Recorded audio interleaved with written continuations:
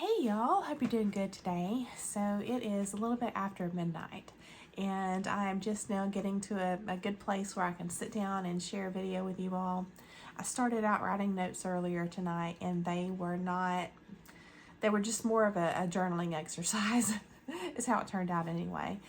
And so sometimes my notes really flow well and they come together just right, and I love that. But then other times they are all over the place and lead me down a different, totally different avenue or path, and so that's what happened. But I persevered, I stuck with it, and I wound up just going through and refining, and I'm really happy with what I've got, and I would just hope that you enjoy the message. So I'm sick. If you can't tell, my voice is a little bit weak. But hopefully you can still hear me okay. I did go ahead and order the new 2025 A Year of Zen calendar, and so y'all know I can't wait. So I went ahead and pulled a few quotes from it for the message today. But we're going to be talking about living in deception, what that means, both out there and in here, and how it all kind of just merges together in the midst of confusion and chaos and walking in darkness and feeling like you're stuck in a fog, a brain fog, and trying to figure it all out, and what catapults us into our season of growth and all this stuff, how deception plays a big part of that. And that's what we're going to be talking about. So I hope you enjoy it again, and I hope you're well. I hope you're staying warm and taking care of yourself during the season, the winter especially, and just and taking care of yourself and not getting sick, because that's no fun. Okay. All right, so I'm going to start with January 1st, the quote for 2025 in the book here. So this is from Carl Jung, and it says, "Who looks outside dreams. Who looks inside awakes." And then I want to combine that with a quote from today's date, actually. So December 2nd, this is from Shunryu Suzuki, and it says, "When you try to understand everything, you will not understand anything. The best way is to understand yourself, and then you will understand everything." And so I thought this is really cool, because it's, again, the first quote I read to you all is, "He who looks inside," or "whoever looks inside awakes," right? So, it's kind of a ironic thing, or you might say a paradox, when you're thinking of turning your attention and your observation on yourself. It's one of those things that I'm finding in my word studies, a lot of concepts or even word meanings, whatever, can start out neutral, or they can be just in their core essence neutral. And then how they are applied in one's life or through one's lens, perception filter, however you want to perceive this, right? Or spin it. It's going to thrust this neutral concept into the negative or the positive. And it's the same way with looking inside, okay, or turning your attention on yourself. I think common sense tells us that anything in excess is bad. And I would agree. I would agree with that. But I think our intentions matter too, because you can have a person who's very self-focused, who, I just realized I don't have my microphone plugged in. Hang on. Okay, now I have my mic plugged in, so you can, if you feel called, let me know which is better, if this is better, or just the phone's microphone, which is the first part of the video, but hopefully this is better for you. So what I was saying is, someone who's turning their attention on themselves a lot, it could be very negative, even if it's not excessive. If their intention is just that they perceive themselves to be better than everyone else, or they're just a very selfish person by nature, obviously that can be a negative, right? But then you can have someone who's turning their attention on themselves, and this is where the excessive factor comes in.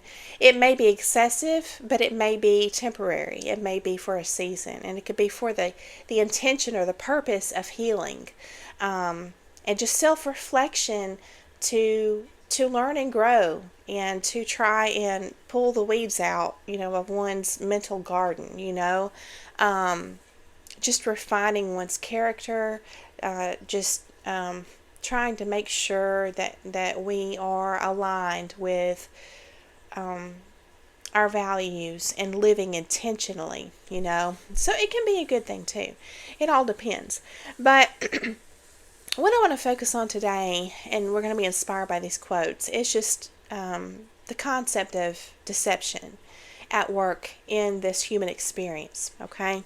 So I looked up what the Latin equivalent is for the word lie, and it is mendac. I'm probably not pronouncing this correctly, but just hopefully you can get something from it. It's spelled like mendac, okay? And then the ironic thing is, when I looked up the Latin word mendac, M-E-N-D, like mend, with an A-C at the end, there's another Latin word that means fault, and that is mend. And there's a big difference, in my opinion, between a fault, one's fault, or a person's fault, and a lie. Because faults can be intentional or unintentional. They can be something that a person is conscious of or they're not aware of, either way. But a lie, this is something that we're going to talk about, but I think most of us, our first inclination is to say it's intentional. Okay, so the difference in the Latin words between a lie and a fault are the letters AC, and we're going to look at that. So you have mendac versus mend, okay, meaning fault. So AC is the difference. When you add AC onto mend, you get mendac, meaning a lie. So what does AC mean in Latin? It represents the word and. So there's another layer on top of a fault, okay? And this is really crucial. This is the difference here. So, and it specifically means and also, or moreover, okay? When you look up moreover in English, this is this little fun rabbit hole you can do with word studies. In English, when you look up moreover, it sends you to another Latin word, praeterea, and it's spelled P-R-A-E, like pray, spelled differently, and then terea, T-E-R-E-A.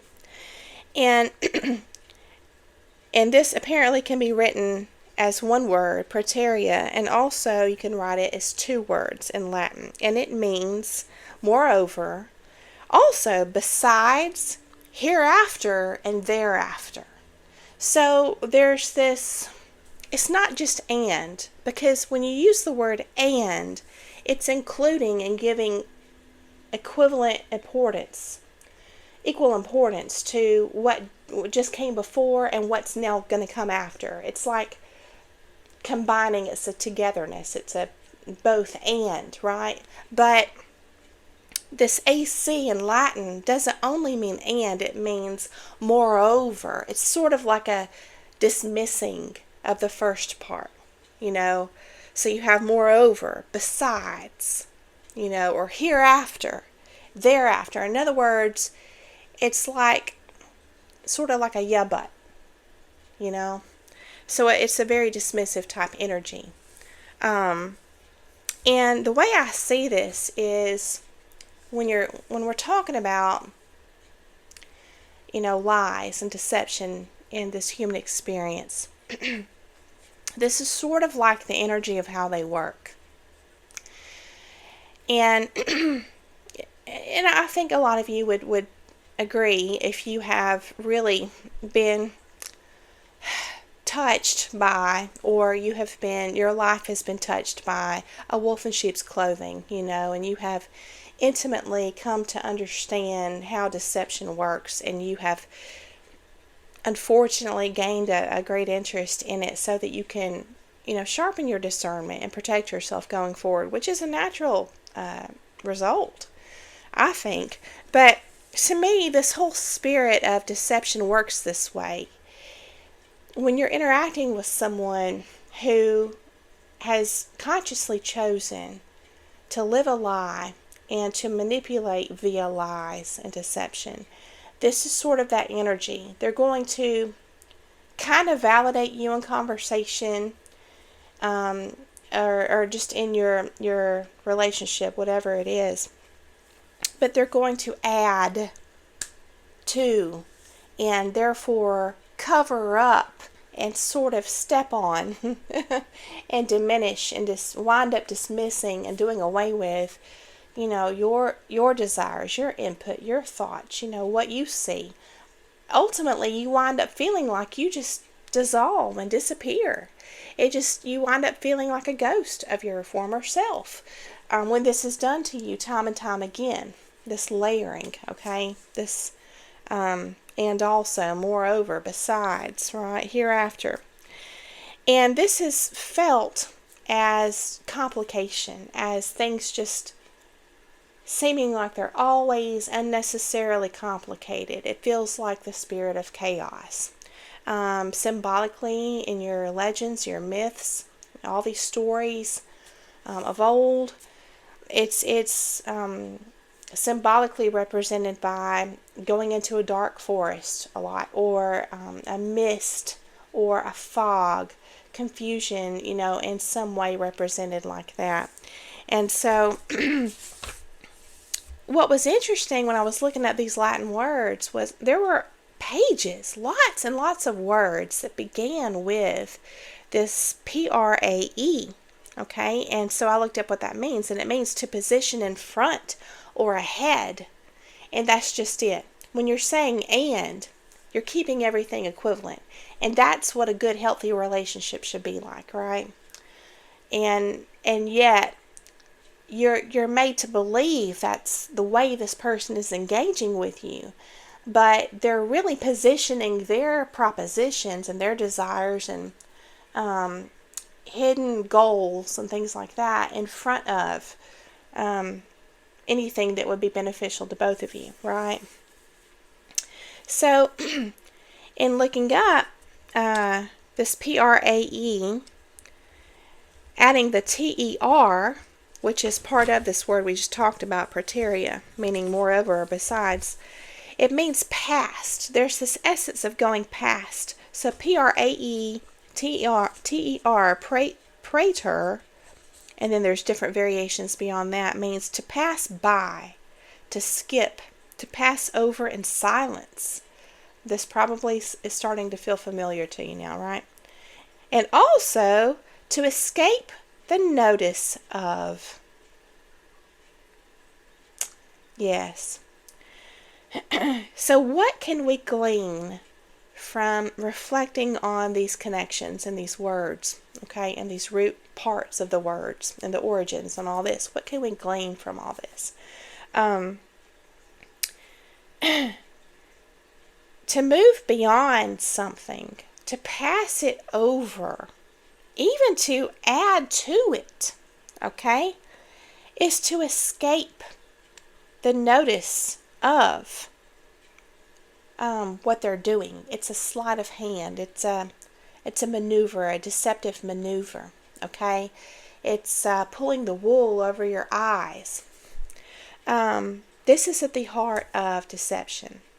This is why we feel burdened. It feels like there has been this something added, but we can't see it. There's something in addition to it. Everything feels heavy. It's confusing, but it also feels heavy and burdensome, right? So like there's this, a lot of times we have this hunching over and looking down, which is ironic too, because, in the wild, animals will, this is what I've heard or read anyway, they will hunch over and curl up to protect their organs, their core part of their body, right? And so it's a life-saving type movement, right, of one's body. And so even tucking the head down, it's just a total curling up. Now, this is also what we do literally with our bodies, oftentimes unconsciously, when we feel heavy energy placed upon us day after day at a toxic workplace or a marriage or a friendship or a social group or a family gathering or whatever it is. And so, and often, we experience these headaches and these tension headaches and migraines and just knotted up shoulders and things like this, and instead of us looking at what's happening in and to our body as symptoms of something in our life that needs to change, which I believe that's what they're trying to get our attention. Everything that manifests physically is trying to get our attention as far as something else going on. It's that whole as above, so below, in another realm, in the mental, in the psyche, the realm of the mind and the spirit and the soul. There's something more going on. And so a lot of times we don't even notice the sleight of hands with the mind tricks and things like this. We don't notice it. What we notice is physical symptoms. And so but there's this heaviness, okay? Now here's where I went with my notes. I wrote, we don't catch red flags in people consciously. We don't catch red flags in people who are consciously and intentionally lying to us, because even though the outside world is often referred to as a mirror, to what's going on inside of us, right? We can't see out there what we don't see inside of ourselves. Now, I'm not saying that we can't identify liars out there because we're not identifying the fact that we're a liar too. I'm not saying that. There's a little subtlety here that's really important, okay? And this is the spirit of deception. We're trying to really identify it so we can weed it out and refine ourselves, okay? This is all part of just really trying to preserve our armor, okay, and strengthen our armor and through our discernment and self-reflection, okay? So if you guys remember, I don't know what book it was in. I don't think it was Women Who Run with the Wolves. It may have been a Joseph Campbell book. I can't remember. One of the books I read some excerpts from in the past. There was a story about a tribe that these people visited. They literally sailed up on their boat to the shore where this tribe lived, and they they spoke with one another, and I don't know if they traded or what happened, but the tribe, come to find out, the tribe wasn't even aware of how they arrived. They literally did not see the boat that came upon the shore, even though it was right in front of them. They didn't see it. And so that's just a really great example of how we, again, when we're talking about not being able to catch red flags out there, it's because deception and the way it works is unfamiliar to us, okay? Because we haven't learned to identify deception in our inner world, okay? So this gets into, identifying, have we, and if we have, where have we lied to ourselves? This is kind of like making a connection to or building a bridge between the concept of deception, the very real thing of deception, and what it means for the psyche to have these different layers of conscious awareness and unconsciousness. Okay? So there's a connection here when we talk about lying to ourselves. Okay? And this is how I see it. This is from my life experience. I think that, when you're presented with deception out here in the outside world, okay? It may first just come across as something that seems off or odd. Remember, the quote from Carl Jung is, "Who looks outside dreams, and who looks inside awakes." So it's sort of like, in a dream.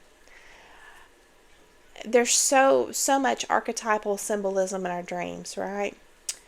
And if we can learn to build a bridge between this archetypal symbolism in our dreams and what we experience in reality, then we can start to really see the value in the messages that are in our dreams. That's from my personal experience too. But,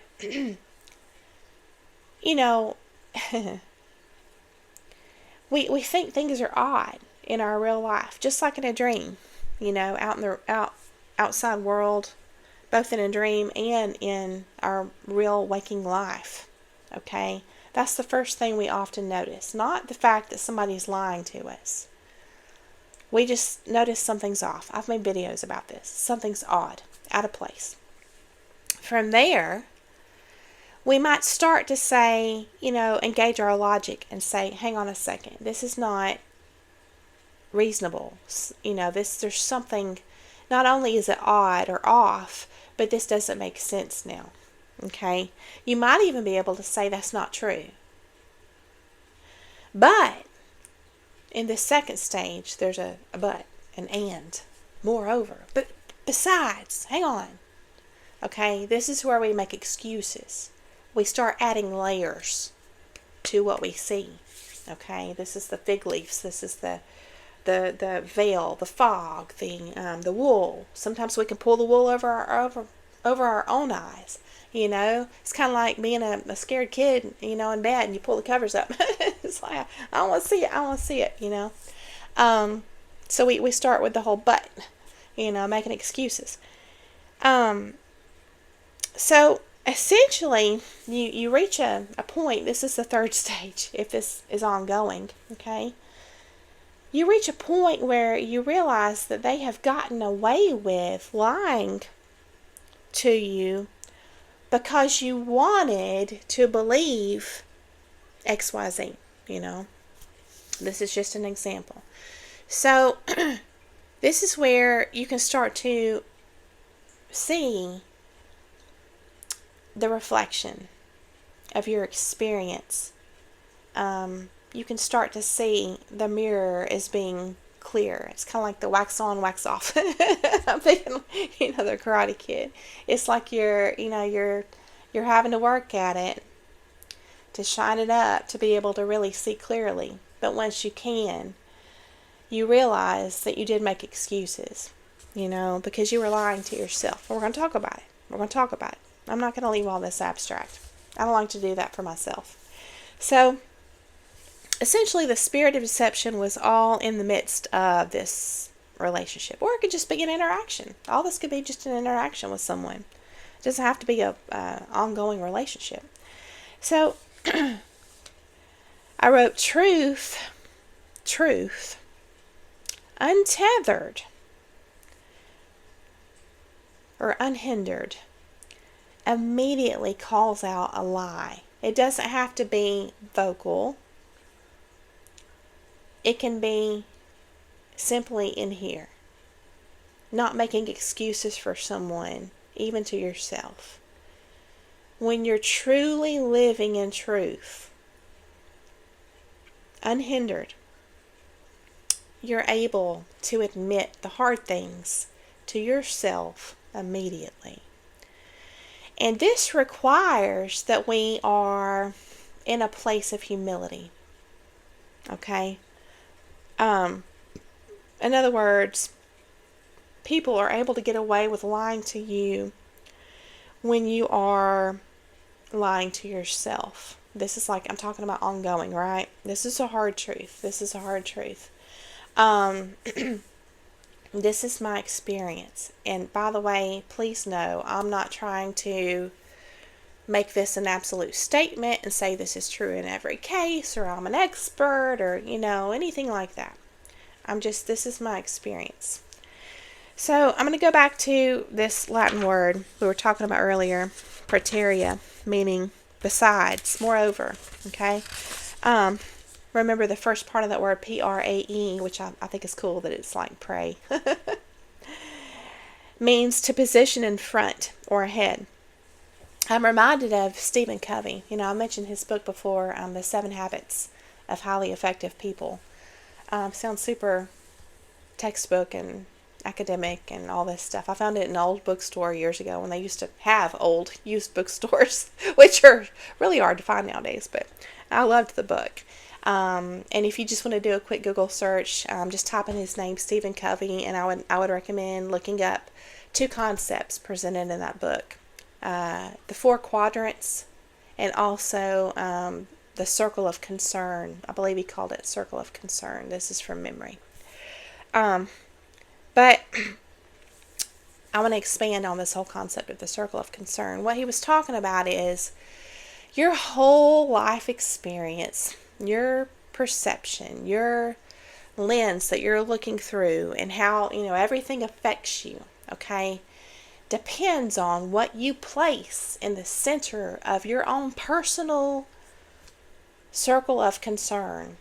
This is like the God in your life. This is my paraphrasing, okay? The idol in your life. What you put in that front position, ahead, okay, everywhere you look. Whatever you put there is going to serve as your lens that you are looking through, okay? And the way this works is this affects your conscious awareness. This affects what you are able to catch consciously.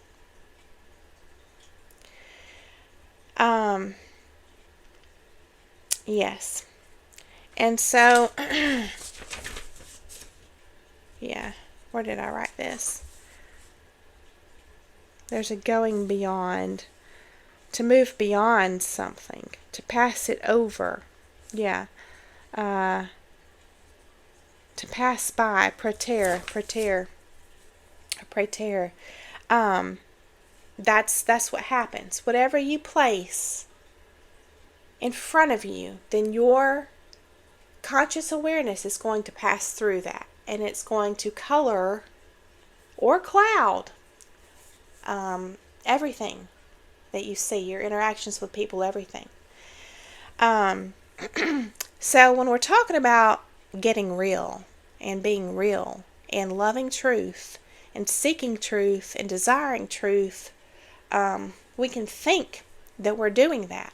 But we have to first get real with ourselves. And that's hard. And that's why a lot of times this mirror of life's experiences can reflect back to us things that we did not see. It's like a magic mirror.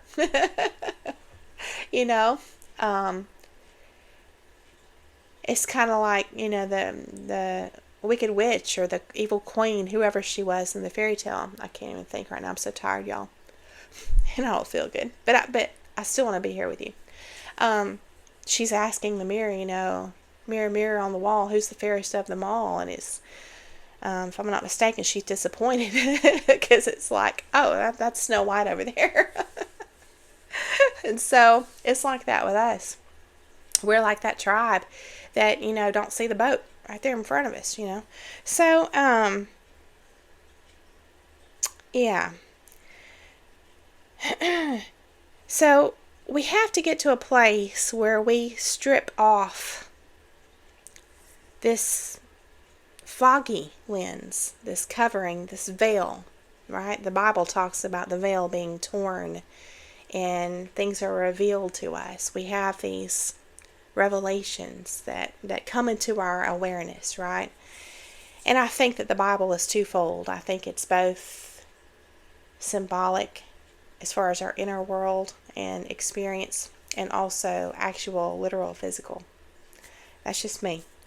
But we can strip off this fig leaf, this layering of moreover, besides making excuses, for others and for ourselves, right?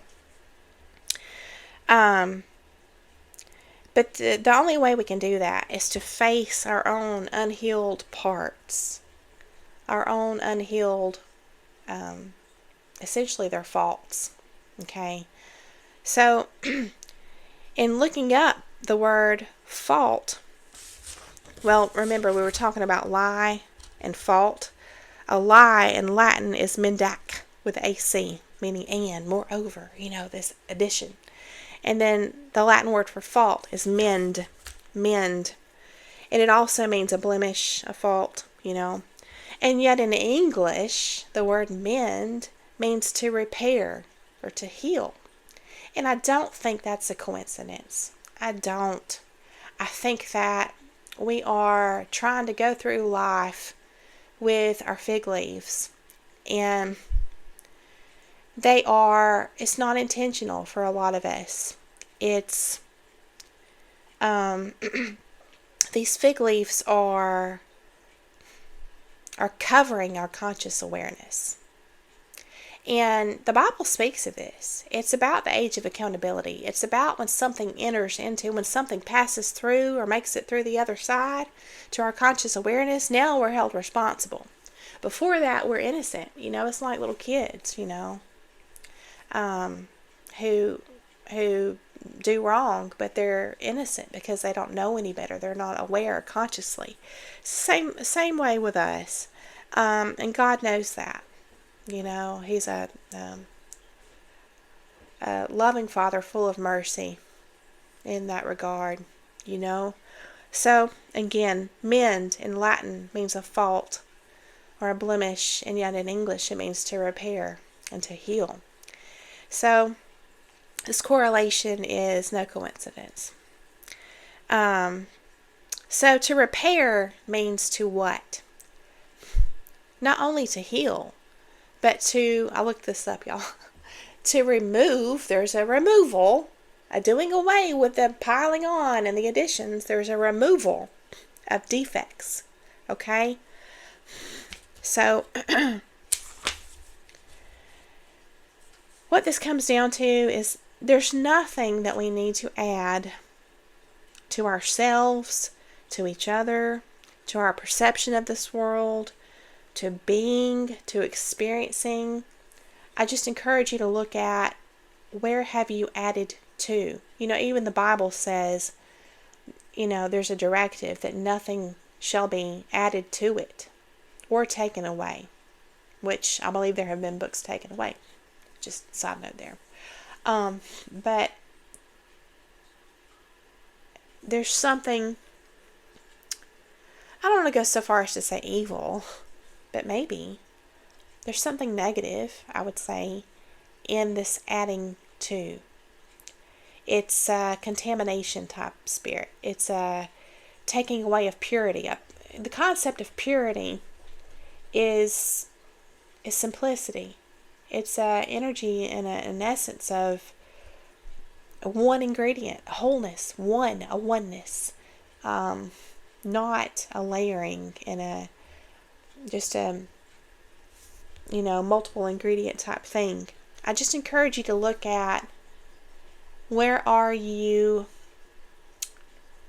with your perception and maybe even your desires and your everything. Where are you able to catch the spirit of addition in your life? Is this layering over something? What's underneath? Just a little journaling prompt, I think, this is just me, I think that all this adding to that we do, that burdens us, that backfires, okay? And yet we tolerate and deal with and normalize and all this stuff. I think that all of this adding to It gets heavy over time, again, but we normalize it. What it's actually doing is it's covering our true nature. Because our true nature is simple. And that simplicity is to be imperfect. And yet, it's a paradox. And I'll tell you why. I think that our true nature is to be imperfect and also to be aware of that imperfection and also to strive to repair it simultaneously, even though you know you'll never reach perfection. It's this beautiful, humble balance of, it's a balance. It's a balance of imperfection and striving for perfection, and yet admitting you'll never get there. It's like I'm thinking like this teetering back and forth, you know. It's a beautiful flow movement that keeps us real. And it's this realness that will protect us because it keeps the mirror clear. And even if we don't call out a lie, which may not be smart, because people are, crazy, at least we can call it out within ourselves and be strong enough, you know what I mean, to admit it. But as far as what we have in that driver's seat, this is the next part. This is important. If you've got, and I'm probably jumping way ahead. In fact, I know I am. All this sounds good, but it's still kind of abstract. It's like, if you're a spiritual person, you might be like, yeah, I put God in the driver's seat, or I put love in the driver's seat, but I still, fell for something because, I made excuses. And then it's like, well, then why did I make excuses? And this is where we can get stuck. This is where it's foggy. It's confusing. Okay.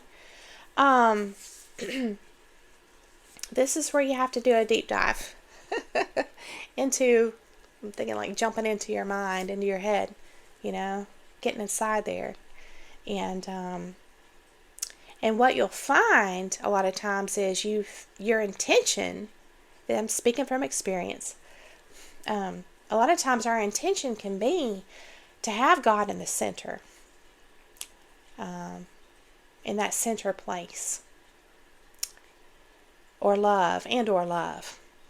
But in reality, old, undealt with wounds from things that you may have brushed off, experiences in your childhood or growing up or whatever, things where you've just been conditioned and you've made a habit of making excuses for people.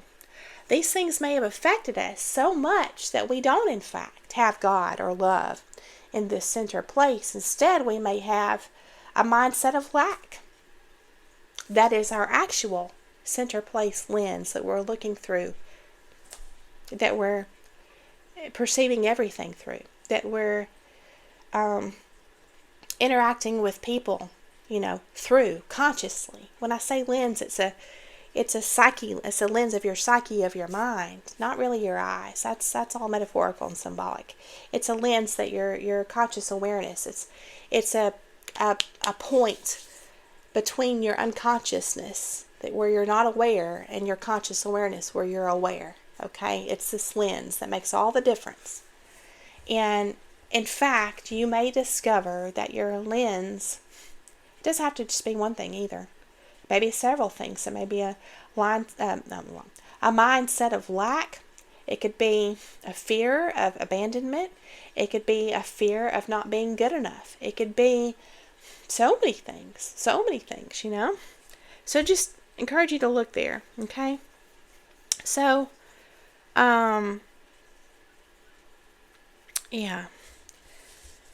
So when I was saying earlier, this beautiful, delicate balance between admitting imperfection, as our true nature, and also striving for perfection, but knowing that you're never going to reach it.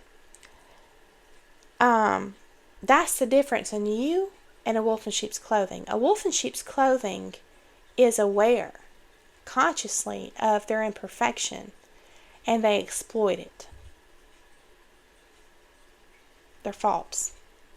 It's like I know I'm a liar. I know I'm a cheater. I know I'm whatever, and I'm not going to strive for perfection.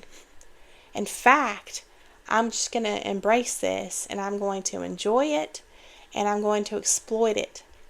This nature. That's the difference. There's a difference. See how deception can be at work in you and in this wolf in sheep's clothing, but yet it's two very different things.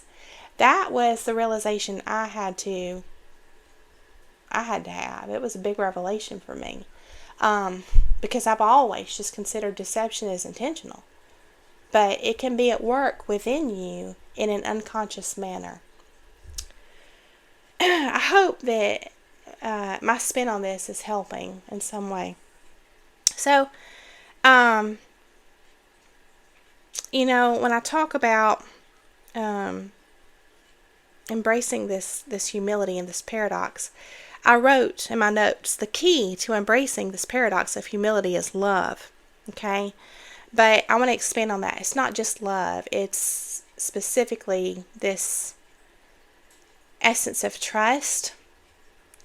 For me, it's trust in the higher power, in this giving and receiving, this relationship of love that makes being in a position of humility, of being humble, not humility like you're embarrassed, but this position of being humble, it makes it a safe way to operate because I trust. I'm able to have trust as part of this relationship of love. I think sometimes we oversimplify. We can overcomplicate and then we can oversimplify too. And then we're missing the point sometimes. There's a quote too I want to share with you all in this new Zen book for next year. And it's on January 2nd. I hope I'm pronouncing his name right. Thich Nhat Hanh, I think. It says, when you are guided, again, talking about that driver's seat, what's in the front, when you are guided by compassion and loving kindness, you are able to look deeply into the heart of reality and see the truth. That's exactly what I'm talking about. Getting real with yourself. And that is what protects you from people who are not real out there. The pretenders, the cons. Okay? When you are guided by compassion and loving kindness, not only for everyone out there, but for yourself. When you can be in a place where you're humble and you can say, you know what, I can admit to myself that I made excuses for this person and that person. And it's because I really wanted and needed them to love me, so bad that I was willing to dream up this fantasy that they really do love me, and I was able to do that by making excuses, and things like that. So so we're talking about what's in that driver's seat. It not only needs to be love, it needs to be this expanded version of love and compassion for yourself, feeling safe enough to be humble. Okay, sorry y'all, it cut off. Yes, so there's an element of feeling safe, being able to feel safe enough to embrace imperfection, and that's why a lot of times people who have a very loud ego, who are described as narcissistic, they are often thought of as truly being cowards, deep down. And so anyway, I hope this has been helpful. I hope that it has gotten the wheels turning for you, most of all. I'm sorry I rambled. I know I rambled. And yeah, so let me share with y'all. I'll drop a picture in right here. My dog, so I ordered this couch cover. I knew it wouldn't work, and it didn't work. She stayed on it for, a couple of hours, but then she wound up getting most comfortable when it was when she pushed it out of the way. So that's what I've got going on, and and just trying to get over the sickness. And I just hope I hope you're doing well. I hope you're staying well and you're staying warm wherever you are. And I just hope that you are able to enjoy this season.